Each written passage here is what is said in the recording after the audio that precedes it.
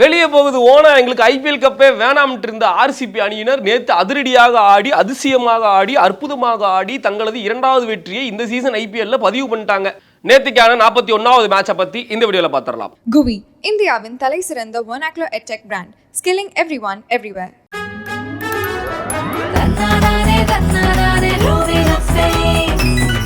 RCB win பண்ணிட்டாங்களா? ஆமாங்க, RCB நேற்றுக்கான மேட்ச்சில் வின் பண்ணிட்டாங்க. எஸ்ஆர்ஹெச் இந்த சீசனோட சூப்பர் ஸ்டார் எஸ்ஆர்ஹெச்சை அவங்க கிரவுண்ட்லேயே வச்சு சம்பவம் பண்ணி அனுப்பி விட்டுருக்காங்க ஆர்சிபி. நம்ம இதுக்கு முன்னாடி தான் வந்து பேசிக்கிட்டு இருந்தோம், ஆர்சிபி டீமில் வந்து பவுலிங் சரியில்லைப்பா, நல்லாவே போட மாட்டுறாங்க, பேட்டிங் நல்லா இருந்தாலும் பவுலிங்கில் சொதப்பிடுறாங்க, ஃபீல்டிங்கில் சொதப்பிடுறாங்கன்னு. நேற்றுக்கு வந்து பர்ஃபெக்டாக போட்டாங்கங்க. ஏன்னா நேற்று ஹெட்டையும் விளையாட விடல, நம்ம கிளாஸனையும் கடாவிட்டு கிளாஸனையும் வந்து நேற்று விளையாட விடல. சூப்பராக வந்து நேற்று ஆர்சிபி டீம் பவுலிங் போட்டாங்க. பெங்களூர் வாசஸ் ஹைதராபாத் நேற்று வந்து பெங்களூர் டாஸை வின் பண்ணி நாங்கள் வந்து பேட்டிங் ஆடிக்கிறோம்ப்பா, நீங்கள் வந்து பவுலிங் போட்டுக்கோங்க, உங்கள் கையில் ஃபஸ்ட்டு பேட்டை கொடுத்தோம் அப்படின்னா எந்த மாதிரி விளையாடுறீங்க, நீங்கள் கருணியே படாமல் காட்டே அடிச்சுக்கிட்டு இருக்கீங்க, முடியெல்லாம் பிதுங்குது அப்படிங்கிற மாதிரி அடிப்பாங்க இல்லையா நம்ம ஹெட்டும் கிளாஸனும் மற்ற எல்லாருமே அடிப்பாங்க. அபிஷேக் சர்மா முத கொண்டு எஸ்ஆர்ஹெச்சில் பொலன்னு பொழக்கிறாரு, நல்ல பேட்டர் அவரும் தான், நிறையா பேசுவோம் அதை பற்றி.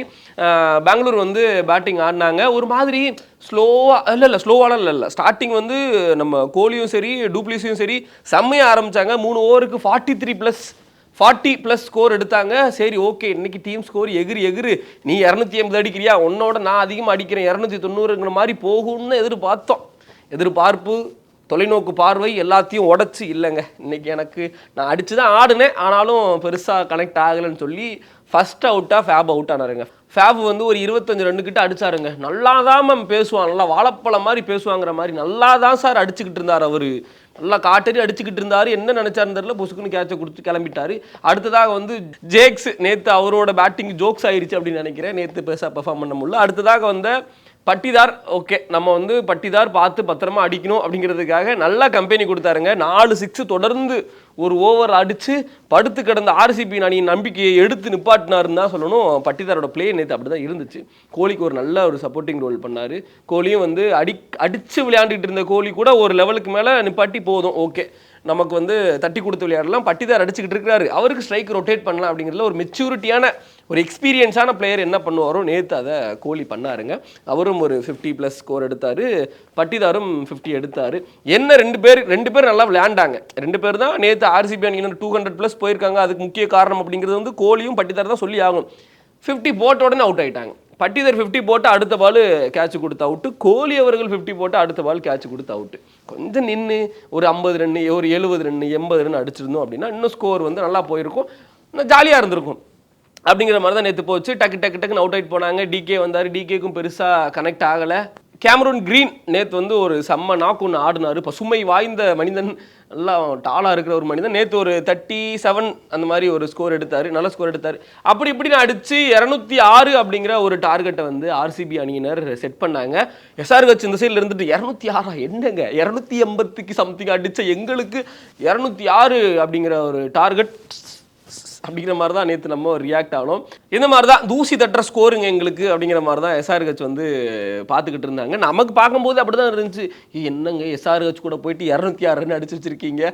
இங்கே பாருங்களேன், இப்போ கரண்ட் ஸ்கெனாரியை வச்சு பார்க்கும்போது 200 அடித்தாலே கம்மி ஸ்கோருங்கிற மாதிரி தான் இருக்குது. நீ 230 அடி 250 அடி 260 அடி அப்போதான் அது ஜாஸ்தி ஸ்கோரு அப்படிங்கிற மாதிரி நமக்கே வந்து நம்ம மனசே வந்து மாறிக்கிட்டு வருது. 200ங்கிறது ரொம்ப கம்மிங்க அப்படிங்கிற மாதிரி தான் இருந்துச்சு நேற்றுக்கான கேமை பொறுத்த வரைக்கும்.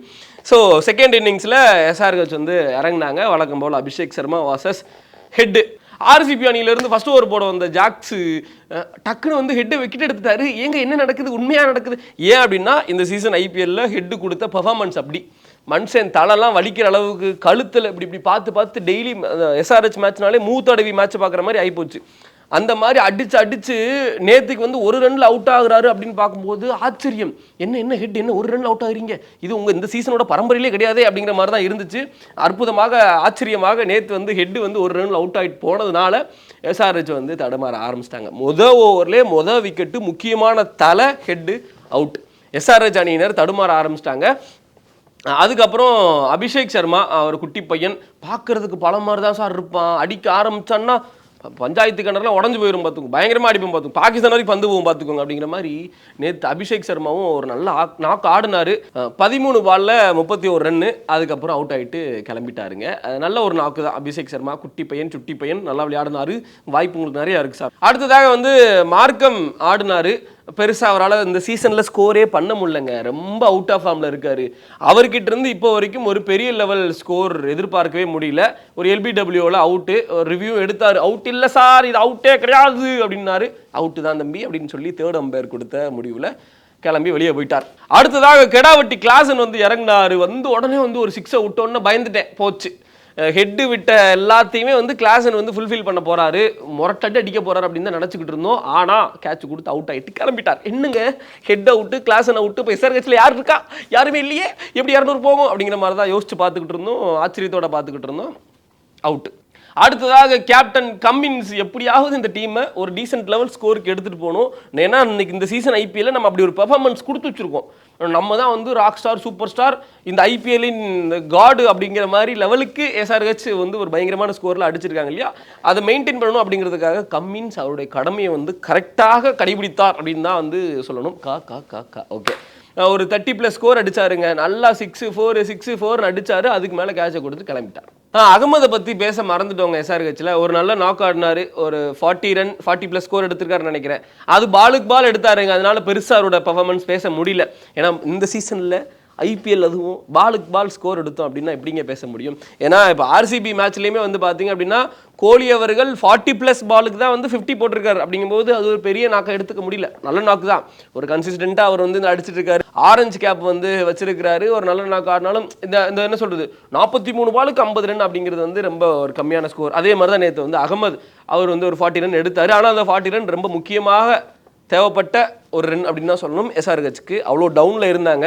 கண்டினியூஸாக விக்கெட் போய்கிட்டே இருந்தது. நேற்று பாருங்களேன், ஆர்சிபி பவுலிங்கை பற்றி நம்ம வந்து மட்டமாக இருக்குப்பா அப்படிங்கிற மாதிரி பேசிகிட்டு இருந்தது சீசனில். ஆனால் நேற்று 7 ஓவருக்குள்ளே 4 விக்கெட் எடுத்துட்டாங்க. அப்படிங்கும்போது ஒரு நல்ல ஒரு கான்ஃபிடென்ட் கிடச்சிருக்கு ஆர்சிபி அணியினுடைய பவுலர்ஸ்க்கு. மேபி இதுக்கப்புறம் அவங்க எழுந்து வந்தாங்க அப்படின்னா வாய்ப்பு இல்லை தான். என்ன சொல்லுது, எழுந்து வா, திரும்பி வா கடவுளே பிரார்த்தனை பண்ணால் கூட ஆர்சிபி அணியினருக்கு இந்த சீசனில் வாய்ப்பு இருக்கா, யோசனையாக தான் இருக்குது. வாய்ப்பு இல்லைன்னு தான் நினைக்கிறேங்க. அணைய போகிற அளவுக்கு தான் பிரகாசமாக எரியும். நேற்று அப்படி தான் வந்து எரிஞ்சிருக்காங்க ஆர்சிபி அணியினர். ஒரு வழியாக எஸ்ஆர்ஹெச் வந்து 171 8 விக்கெட் அப்படிங்கிற மாதிரி மேட்சை முடிச்சுட்டாங்க. 35 ரன்கள் வித்தியாசத்தில் நேற்று ஆர்சிபி அணியினர் வின் பண்ணியிருக்காங்க அப்படின்னு தான் சொல்லணும். பரவாயில்லப்பா, 206 அடிச்சு அதையே வந்து பயந்துக்கிட்டு இருந்தோம். அதை வந்து அதையுமே கட்டுப்படுத்தி சூப்பராக விளையாண்டு நேற்று எந்த ஒரு மிஸ்ஃபீல்டிங்குமே பெருசாக பார்க்க முடியல. ஆமாம், நல்லா விளையாண்டாங்க அப்படின்னு தான் சொல்லணும். 35 ரன் வித்தியாசத்தில் ஆர்சிபி அணியர் வின் பண்ணிட்டாங்க. எஸ்ஆர்ஹெச் வந்து தோத்துட்டாங்க. நேற்றுக்கான மேட்ச்சில் எஸ்ஆர்ஹெச் தோத்ததன் மூலயமாக சிஎஸ்கே கூட விளையாட போகிற அடுத்த மேட்ச் அவங்களுக்கு நம்பிக்கை இருக்குது. அப்பா, லாஸ்ட் மேட்ச் தான் எல்எஸ்ஜி ஃப்ரெஷ்ஷாக செஞ்சு அனுப்பியிருக்காங்க சிஎஸ்கேவை. அடுத்து நீங்கள் செய்யாமல் இருந்தால் சரிங்கப்பா அப்படிங்கிற மாதிரி தான் யோசிச்சுட்டு இருந்தோம். நேற்று ஆர்சிபி எஸ்ஆர்ஹெச் செஞ்சது மூலயமா நம்மளை இவங்க செய்ய மாட்டாங்க, செய்கிற பர்சன்டேஜ் வந்து ரொம்ப கம்மியாக இருக்குது அப்படிங்கிற ஒரு சந்தோஷம் வந்து பார்க்கப்படுது. திடீர்னு சிஎஸ்கே மேட்ச்சில் கிளாஸனும் ஹெட்டும் ஆக்டிவாகி அடிக்க ஆரம்பிச்சிட்டாங்கன்னா அவ்வளோதான், சொல்லி முடிஞ்சு 290 280 திருப்பி வந்து பார்க்க போகிறோம் அப்படிங்கிற மாதிரி தான் இருக்குது. அந்த ஒரு பயத்தை ஒன்று கிரியேட் பண்ணிட்டாங்க. அது வந்து நேற்று வந்து சொல்லி ஆகணும். நேற்றுக்கான மேட்ச்சில் ரொம்ப வருத்தத்தக்க, ரொம்ப ரொம்ப சேடான ஒரு விஷயம் என்ன அப்படின்னா, காவ்யா மாறன் ரொம்ப சோகமாக இருந்தாங்க. என்னால் பார்க்கவே முடியலங்க, ரொம்ப கஷ்டமாக இருந்ததுங்க. சோகமாக தலைவி வந்து இந்த 2-3 மேட்ச் வின் பண்ணதில், இந்த 280 அடித்த மேட்ச்சில் ஏ போட்ட காசெல்லாம் நல்லா இருக்குது, பிரயோஜனமாக இருக்குது அப்படிங்கிற மாதிரி சந்தோஷமாக வந்து இருந்ததை பார்க்க முடிஞ்சுது. ஆனால் நேற்று தோத்ததுனால அவங்க மூஞ்சில் ரொம்ப சோகத்தை தான் வந்து பார்க்க முடிஞ்சது. அது ஒரு மாதிரி சோகமாக இருக்குது. ஆமாம், ஓகே, அவ்வளோதான். நேற்றுக்கான மேட்ச் எப்படி இருந்துச்சு அப்படிங்கிற உங்களோட கமெண்ட்ஸ் எல்லாத்தையும் மறக்காம கமெண்ட் பாக்ஸில் கௌதம் என் கூடவும் ரெட்னல் கூடவும் ஷேர் பண்ணிக்கோங்க. India is my country. இந்த வீடியோ பார்த்ததுக்கு மிக்க மிக்க நன்றி. வரட்டா, பை பை பை. GUI, இந்தியாவின் தலை சிறந்த vernacular edtech brand, skilling everyone everywhere.